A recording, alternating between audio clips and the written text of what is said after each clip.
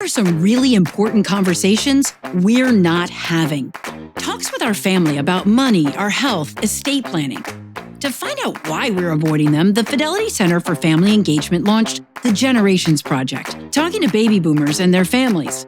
The research found if boomers couldn't talk with their heirs about things like when or where they want to retire, then the more emotionally charged conversations about long-term care or dividing their estate get that much harder. Hi, I'm Ellie Donnelly, and this is Fidelity's personal finance podcast, Money Unscripted. My guest today is the founder of the Fidelity Center, Dr. Tim Habershon. He's going to show us what he's learned so we can build the skills to help our families talk and plan together. Tim, let me bring you into the conversation. First and foremost, thank you for being here. My pleasure. I love this topic. Excellent. Okay, let's level set. What is generational wealth?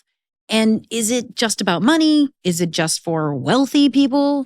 So generational wealth is when you believe that you can share some of the wealth you've accumulated through your life, through hard work, savings, investing with your family. And it's not just about being wealthy, right? It's passing on a home or a family business or any amount of money you have saved or invested through time. And for us, generational wealth is really about the generational conversation. We want families to be talking about this later in life experience and to plan together. Okay. And you say later in life planning. Yeah. As we're talking about baby boomers, right? Why not end of life? Well, because end of life is end of life. It's a someday topic. It's about wills. It's about beneficiaries. Later in life is an experience I'm in right now. It's a today topic. It's the topic about a transition to retirement, where I might want to live in the future, who I might want to live with. It's about my health, and ultimately about the estate plan of how I'm going to pass things on. That's the later in life conversation. How big is the scope of this conversation? So there are 70 million baby boomers. I'm a baby boomer, and that represents about 20% of the population. But if you take our children, which are largely millennials and Xers, that's another 42% of the population. So potentially 60% of the population is having this later in life experience. And it is together. My kids are in this experience with me.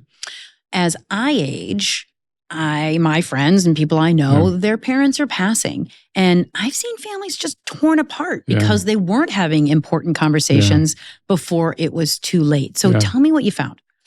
So we call conversations a skill-based sport. And the reason people don't have them is because they don't have the skills. If we don't have the skills, we don't play the sport. So we just avoid it, right? And yet people think they're willing to talk. And so in the research, 98% of senior generation said they are willing to talk about these topics. But when you look at the research, only 33% are even talking to their spouses about their most relevant topic, which was legal and financial planning. And only 17% are talking to their children. So almost all baby boomers or senior generation say, I'm good for this. Yeah. But less than 20% are actually having the conversation with their kids? Exactly. Wow. And when I looked at that, we want to be shocked, but when I looked at it, I thought, that might be me too, right? Because I think I'm comfortable talking and I have the skills, and yet when I reflect, I'm not talking as much as I should be talking to my kids either. I'm going to give you some grace because I bet we can all recognize some of ourselves or our parents in this. But let's get to it. What was the number one topic families tend to avoid? Yeah, maybe not unexpectedly. The least talked about topic was an unexpected health incident. And I understand that, as you might. When my mother had what was then a first stroke, 5 siblings rushed to the hospital. We didn't know if she had health directives. My dad wouldn't talk about it, and yet he expected us to lead. And so we all get along, but we also all had opinions. Sure. And so he was looking to me in a generational way as the oldest son. But we all knew my oldest sister was the one to organize the family. So she stepped in, took over in a good way. And no conflict there. No conflict there, because we've been deferring to my sister our whole lives. And that worked. But I think the really important point there was we learned after that and we had multiple strokes and 2 nursing home situations, that we had to spend time talking about our roles, and we did. And so we were pretty clear after the first incident that we didn't want to be there again. And so we clarified how we were going to move forward in the future, and that became a real blessing for us. It's interesting because you say, well, this might not be surprising, but I am really surprised about it because as my mom aged, that was all I thought about. Yeah. I thought, oh, geez, what if something happens? And she didn't want to talk about what ifs. So none of us, I'm from a big family too, none of us talked about it. And unfortunately, some things were decided for us. Yeah. Listen, it's hard. It's a very vulnerable topic, and we don't naturally step into them. And there's a family hierarchy. The parents are the parents. Yeah. It is their lives, and it's hard to overcome that at times. We teach a skill called process out loud. And process out loud is you say what you're feeling and thinking in a way that creates safety for the conversation. So for example, you can say, Mom, I'm concerned that we haven't talked about your wishes around your health. And could we just start with me understanding your health directives? Because that would make us both understand what you want. And I know it's vulnerable and I know it's hard, but can we at least start? Yeah. That's what you're thinking. Yeah. But we don't say it. So it's a skill to actually say what we're thinking. And an opportunity, right? Because then you're saying, I want to get to know this better so that I can honor you and your wishes and legacy. Well, and that's the key, right? It's not, Mom, you're not talking to me. It's stepping into the relationship with care and saying, I want to do this together. And that's the sentiment of this later in life experience, because we have to realize later in life is about loss. And we just keep losing. And so that's what creates that sense of control as we age. And my heart races just thinking about it, having some of these conversations. But bring me through some more. I know you've researched a bunch of topics. What else are we avoiding? Yeah. So again, in the same genre, dependence and dependent care was the second most avoided topic. We become more dependent as we age, and then we have dependent living in some form, in our homes, elsewhere. And then the third was change of control and decision-making, meaning someone writing checks for me, someone taking control of my affairs. And so that's obvious. What was shocking in the data was these 3 topics: health incident, change of control, dependence care. At age 70, they literally dropped out of the family conversation. So after 70, people become less willing to talk. And that was startling because we keep avoiding when in reality, we have to start talking about these things earlier because we become more resistant as we age. That is so interesting.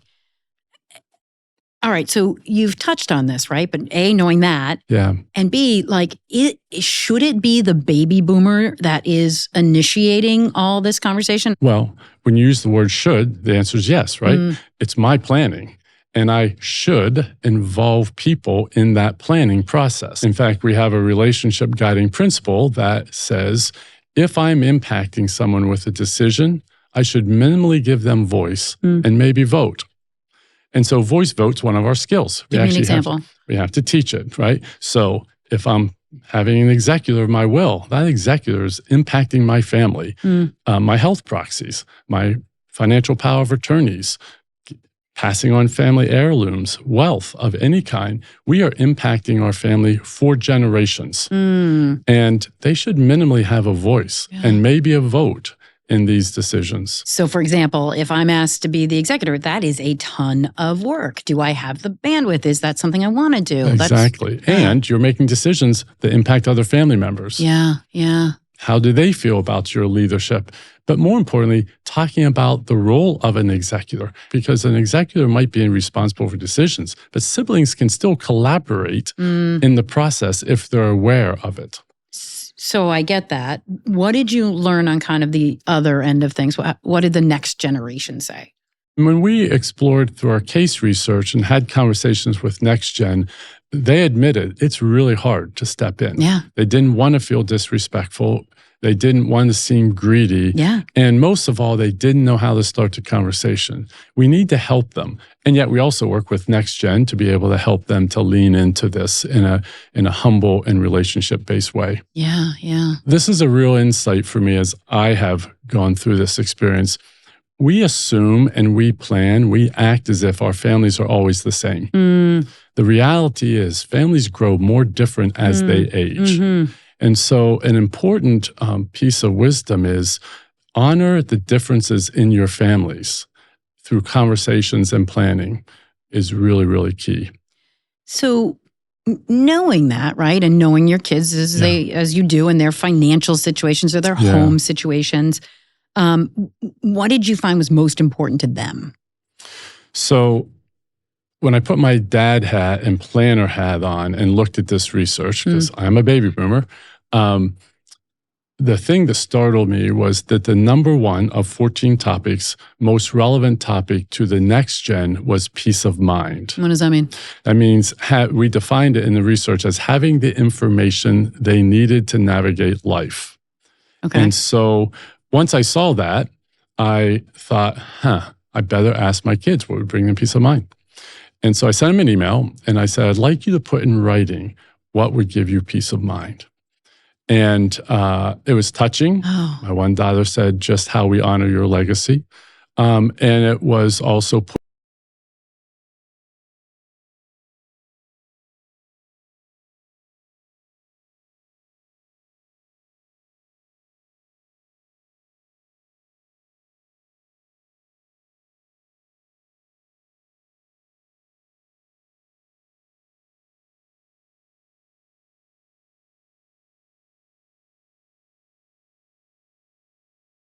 appointed.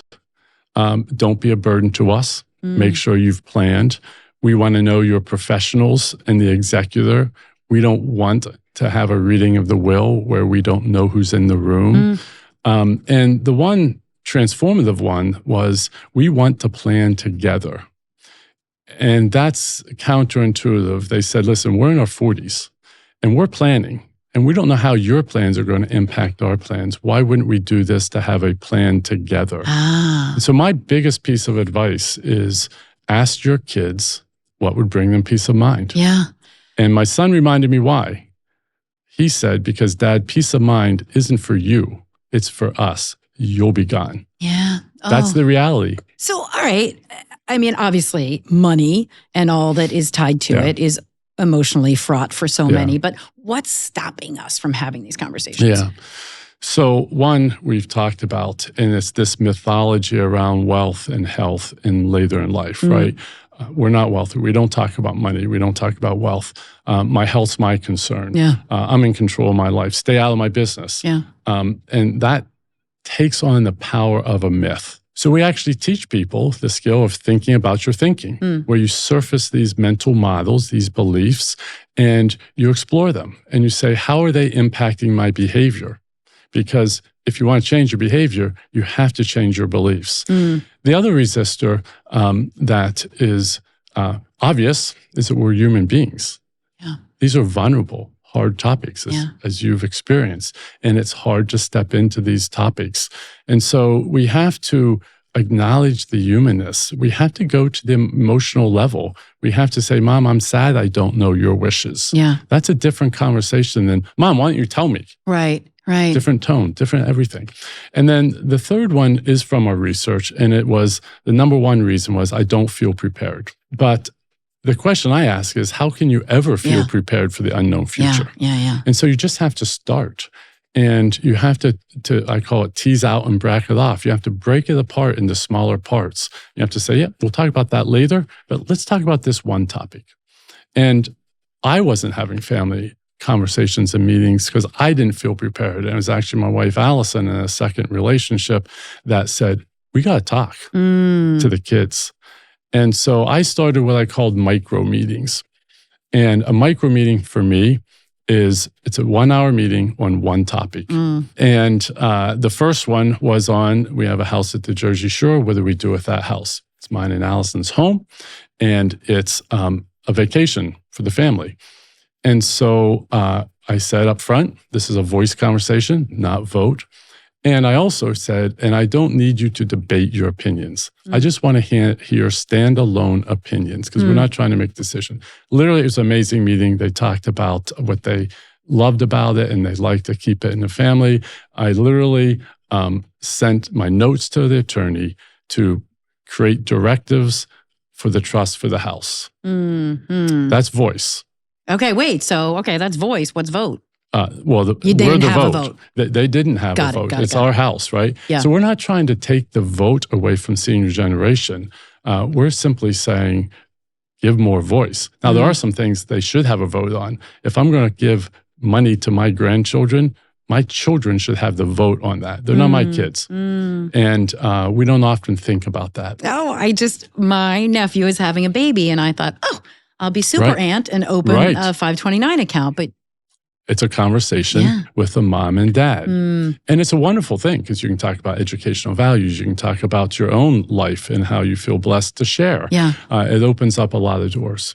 And create that opportunity to get closer, which is the point. The whole point. Yeah. Okay, I want to get back to skills, even though we're picking them up all the way along. Help me with some more conversation starters. It is intimidating. It is intimidating. And again, it's a skill-based sport. So we work really hard at breaking it down. So one of the main ones that we use and put forward is wish fear. What's interesting is this whole experience is filled with wishes and fears. And so just go after it and just say, what's your wish for helping your nieces and nephews? Do you have any fears about talking to your children about wealth? What's your wish about your healthcare directives? So wishes and fears is one of our primary conversation starters. Let me stay there for 1 second because I want to talk specifically about money. Yeah. How would you do that? So I'm the baby boomer and I have amassed whatever nest egg I have amassed, but I don't want to be in my 60s and opening up the book, so to speak. How would you guide me through that? Yeah. So we talk about transparency moments, right? So you might give a gift every year and you can talk just about that. You might talk about your intentions to keep giving every year, or you might say, I'm going to give as I can. And I don't know if I always can. So don't count on it right now, right? So what's the wish fear conversation? So, around the wealth. And around money specifically, since it's such an important part. Well, I think the wish conversation is can be between spouses on how they wish to help children because they're not always aligned. Sure. It can be their fears about giving a gift to help buy a house because it might indicate we have more wealth than we want to talk about, right? Which could keep us from actually giving, right? So there's a wish behind everything we do, literally. All right, I'm going to come back, right? Because if one of the main if one of the main resistors is it's my money and it's private to me, how are you getting underneath that? So behind all of everything we do, there's a wish and a fear. And when you feel a resistor, it's fear-based. Don't want to ruin my kids, the one we hear all the time. Don't want to spoil them. Don't want to spoil them. A fear always has a flip side wish. And so you feel that I don't want to ruin my kids, spoil my kids. The wish is, so Ali, talk to me about your wish for your kids. How would you like them to experience your money today and someday? So if my wish is, I want to make their life a little easier where I can, but I also want them to stand on their own 2 feet and be self-starters. Well, you see my previous skill called process out loud. You say, honey, I have this wish to share this with you a little each year, maybe help you with a house, but I also have a fear that you'll count on it or that it might demotivate you. So can we just talk about both of those things around the wealth that we might have? Let's dig into some more skills. What else do you have here? So another skill is we call one-sided conversations because a lot of these topics are debates. My opinion, your opinion, my opinion, your opinion. A one-sided conversation is when I say, okay, Ali, you just ask me questions and listen to me. And no opinions, no retorts. And then I'm going to ask you questions. And I just want to listen to you. And using one-sided conversations, we get to deeper levels of understandings. We're not trying to get to agreement. We're just trying to get to deeper levels of understanding, because a lot of times we're debating without understanding each other's views. Holding the conch shell. 100%, right? And the skill within that is using open-ended questions. Sounds easy, but to discipline to ask what and how questions, never why. Okay. So talk to me about what your wishes are. How would you like to help the kids? And so open-ended questions, what and how, gives you the most chance to answer and help me understand your views. Another skill, and a really important one, we call keyword questions. And the key word is the emotional and meaningful word in a sentence. So if you say, I'm afraid we can't afford that new house, I say, looking for the key word, afraid, Allie, tell me what you're afraid of. The reason it's so important is because my normal response might be, why are you so afraid? I showed you already. We had a spreadsheet. Right. This feels silly to me. You see, I just discount the fear instead of stepping into the emotional and meaningful words. So that's a really, really important skill for people to learn. I can't imagine, after everything we've heard, that you expect us to master these out of the gate. Yeah, well, no, because nor have I, right? Listen, I'm always practicing. And so you have to be incremental. And I call it having bunny slope conversations, right? So it's a skiing analogy. Black diamond slopes are those difficult ones. And so I started using the phrase black diamond conversations, hard ones, complex, right?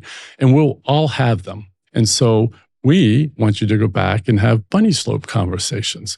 And so that largely means talking about those hard topics before they're charged.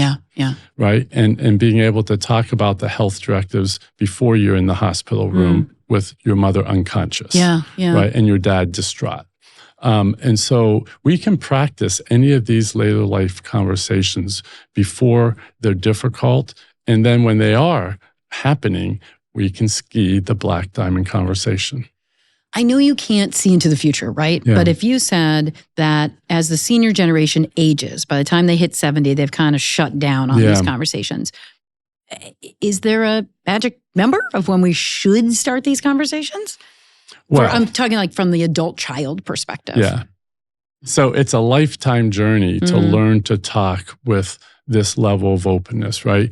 And so these topics are relevant. When our kids are going off to college, there's a transparency moment. Can you afford to pay for their college or not? And if you can afford to pay for their college, that's a wealth conversation. If you can't, there's a loan conversation, right? And so you just keep building these conversations so that they don't become a point in time conversation where you have to overcome all these resistors. But again, I'm a baby boomer in work-life choices mode, deciding when I'm going to not work. My family's talked about that. They've expressed their wishes for me to work less, right? And I'm hearing those.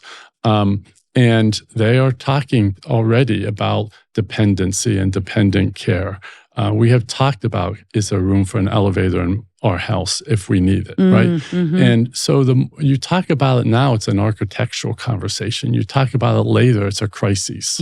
And so we just want to have these conversations as the normal course of life. As moments come up, use them to start a conversation. But for those who may not have developed the skills and they find themselves in those moments, my best advice is stay at the emotional, relational level. You've got to express your fears, your wishes at the emotional level. Mom, I know we haven't talked about these and I don't feel prepared. And this is going to be hard, but can we just try to stay with this conversation for a moment? You feel the connection. As soon as you evidence the fear, which often is anger, everyone shuts down. So if you don't have the skills, at least hold on to the emotional authenticity to connect around a hard topic. You know, in the beginning, we mentioned that you have the opportunity for families, your family to get closer if you tackle these black diamonds and the bunny slopes. Is that measurable in any way on a larger scale? In terms of success rate, so to speak? So we have a comprehensive study on what families do and do not talk about. It was very clear that those who were talking about these topics, who were co-planning, had more confidence that their plans would be carried out seamlessly. And more importantly, they had confidence that it would create closeness in their families. And so that is the goal. And we contrasted that. You can look at those who said, I talk to my family when I decide, had significantly less confidence and closeness. That's what it's all about. At least that's my passion and my hunt, is ultimately closeness. Yeah. Generational wealth is about the generations being close. This has been terrific. We've talked about so many things. Yeah. So if people are going to walk away with some key points, what would you hope those to be? Obviously, that planning is a conversation. And don't go into a room and create a plan. Talk about it with your family. And that planning is a process. It's not a one and done plan, because life changes. It's an ongoing process of talking and planning with your family. And then 3, that planning is practice.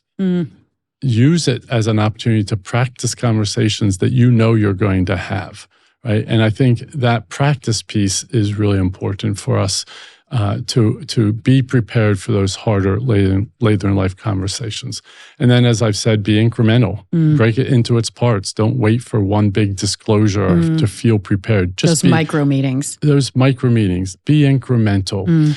And then I think in an interesting way, curb the self-interest. Be humble. Be gracious.